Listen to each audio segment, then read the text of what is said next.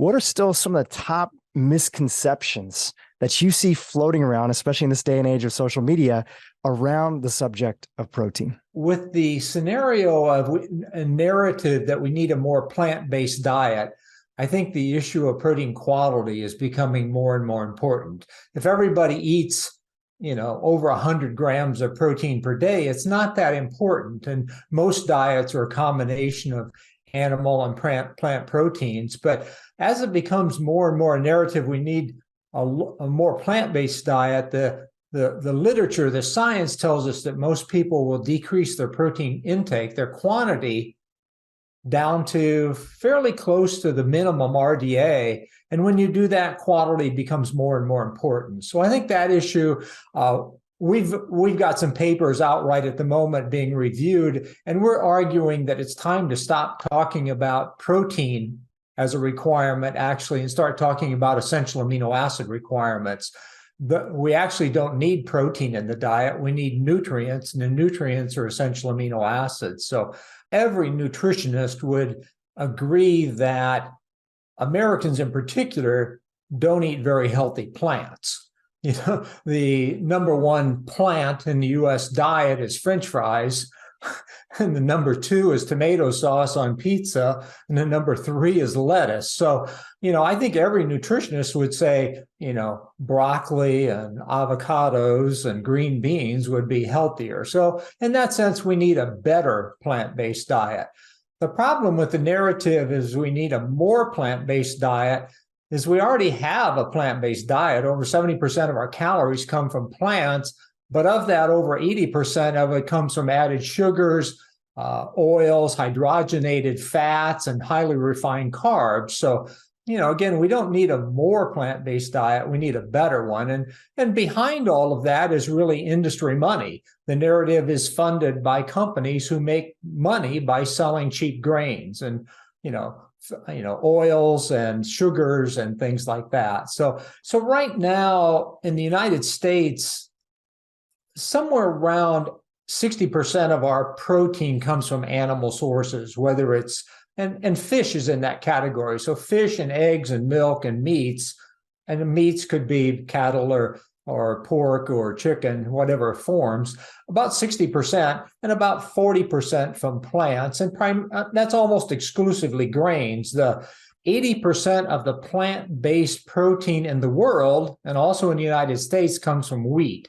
Wheat is deficient in lysine, tryptophan, threonine, leucine. And so all of a sudden, if you make a shift and just simply eat more wheat, we're going to be deficient in multiple amino acids.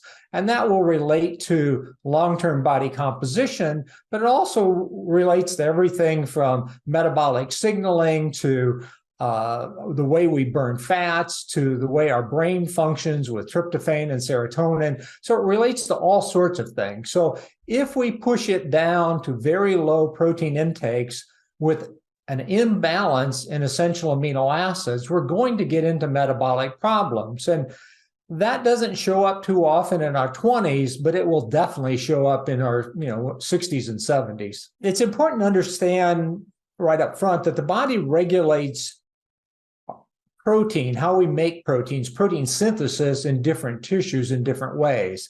In our organs, we make proteins in the middle of the night when we're not eating. We have to, or we'll die. If the liver doesn't continue doing its thing, at 3 in the morning, you die. Muscle only makes protein after meals. And what we found out in the last 20 years, and not necessarily my research, but others, is that as we get older, the efficiency of how we use protein goes down. So where a 15-gram meal of protein may have a fairly reasonable effect on muscle protein synthesis in a 25-year-old, it'll have almost no effect on a 65-year-old. But what people at Galveston, Bob Wolf, and Doug Patton-Jones and others have found is that if we double the protein, if we increase the protein quantity and quality up into the 30s or even 40s, the older individual can respond just like the younger individual. And what we know is with the aging curve, there tends to be a decreasing amount of muscle mass. we lose mobility, we lose metabolic regulation, and Dr. Gabrielle Lyon and I talk about this all the time. We lose those metabolic functions. And so it's very important that we do things to try and protect muscle as we age. Resistance exercise in general is probably the number one issue, but the number one is keeping your protein correct, keeping it high and keeping it high quality. So those two things are really important to the aging process to help us maintain body composition, functional mobility, our ability to metabolize carbohydrates and lipids, just everything about how the body runs. Gabrielle and I always talk about, muscle-centric health. Basically, if your muscles are healthy, you've got a pretty good chance of a good, long life, healthy life. How much carbohydrates do we need, and how do we use them? We know that the body needs approximately 70 to 80 grams of glucose, blood sugar per day to run the brain, red blood cells, kidney. There are tissues that are absolute users of blood glucose, of sugar.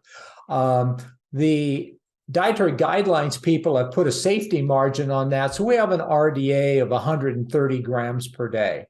The average American is eating a little over 300 grams. So we're eating 3 times that. And so then the question is, where does it go? I mentioned the obligatory tissues, the brain and the red blood cells, but then beyond that, what else can use it? Really, muscle or adipose tissue. We can either burn it with exercise or we can store it as fat. And so the question is, how do we balance those things?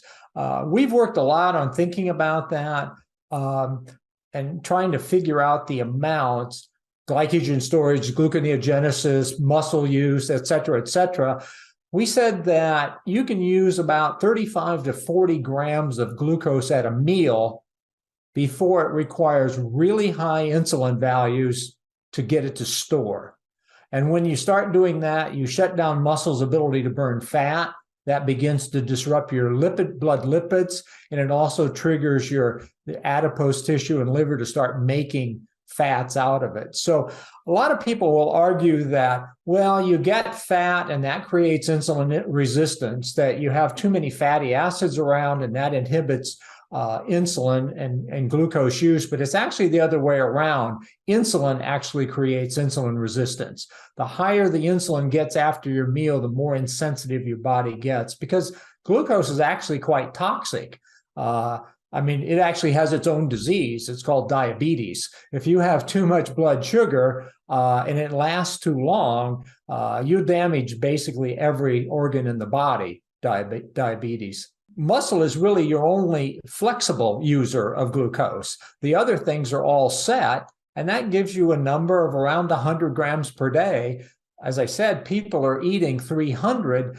That means to use that with muscle, that means every individual needs to have 3 hours of intense exercise every day to use that much carbohydrate.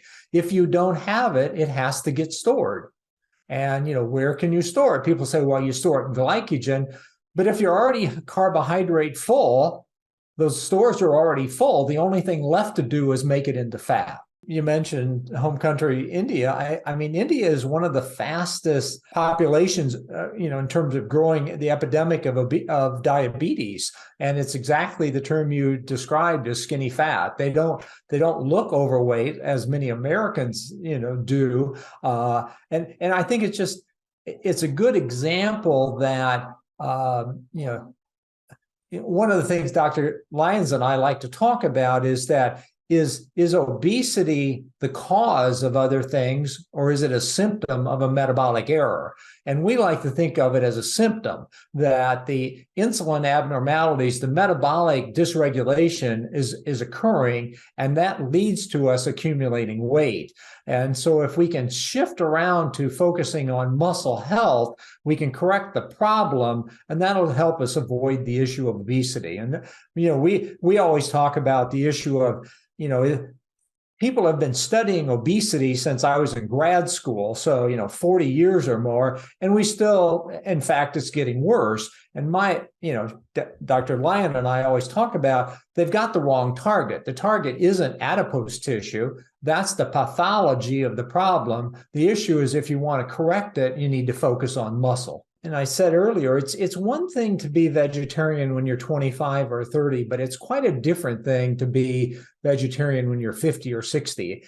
One of the things we know is that, as I mentioned earlier, your efficiency of protein use goes down, but your calorie needs go down a lot too. So probably by 30% from your 20s to your 60s or 70s.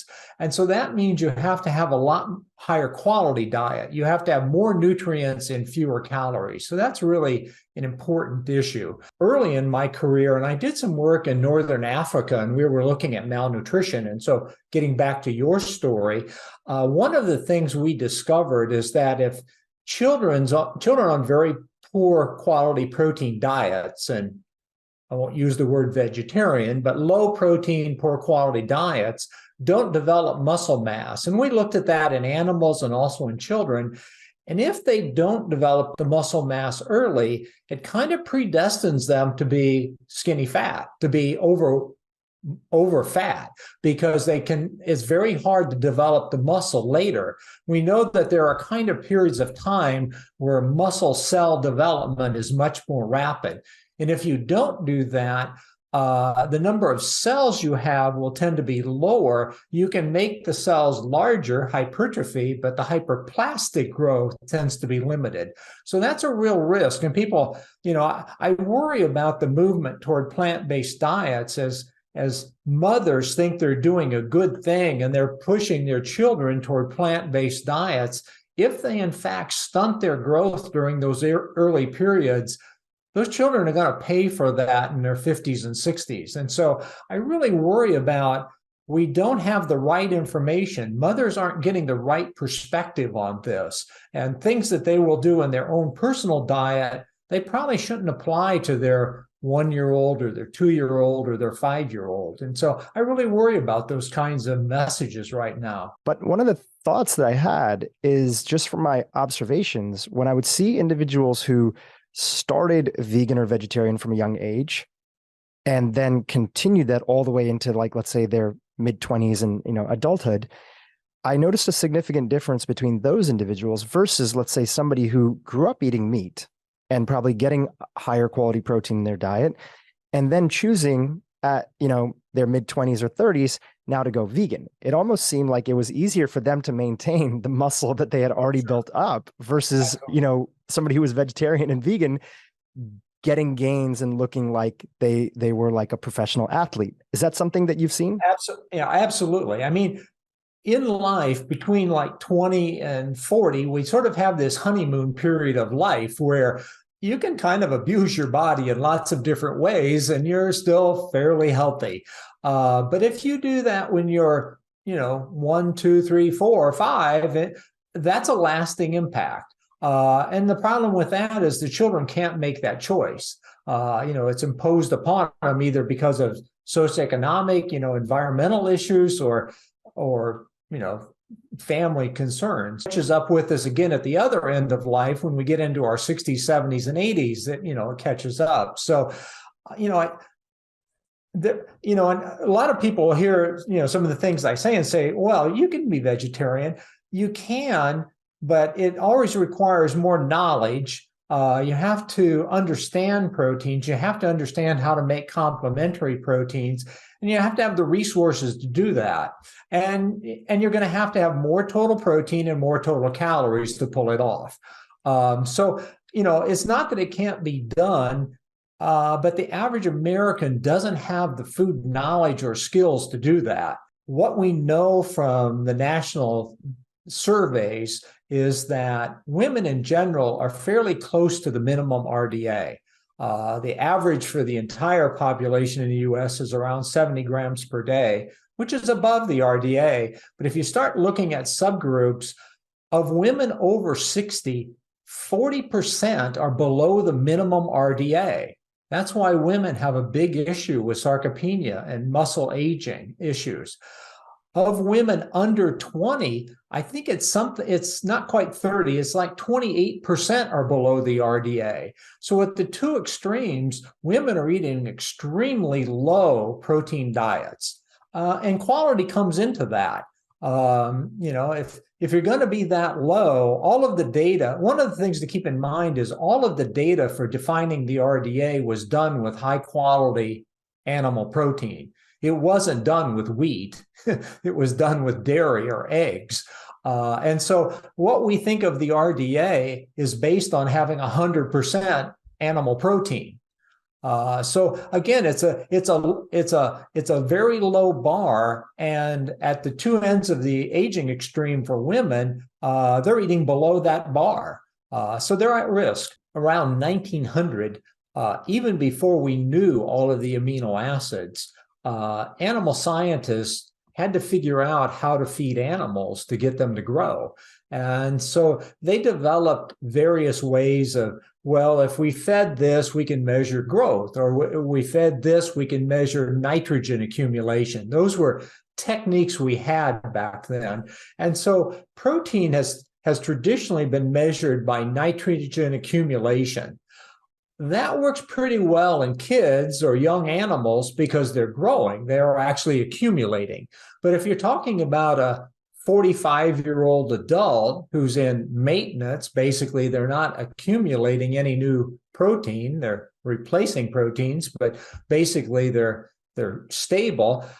That's a very poor technique to measure your requirement based on accumulation of something you're not actually accumulating. So the issue of not the measurement of the RDA has historically been based on short-term, about 7-day nitrogen balance techniques, where they basically lower the protein intake down till your intake and your excretion, urine, etc., are equal.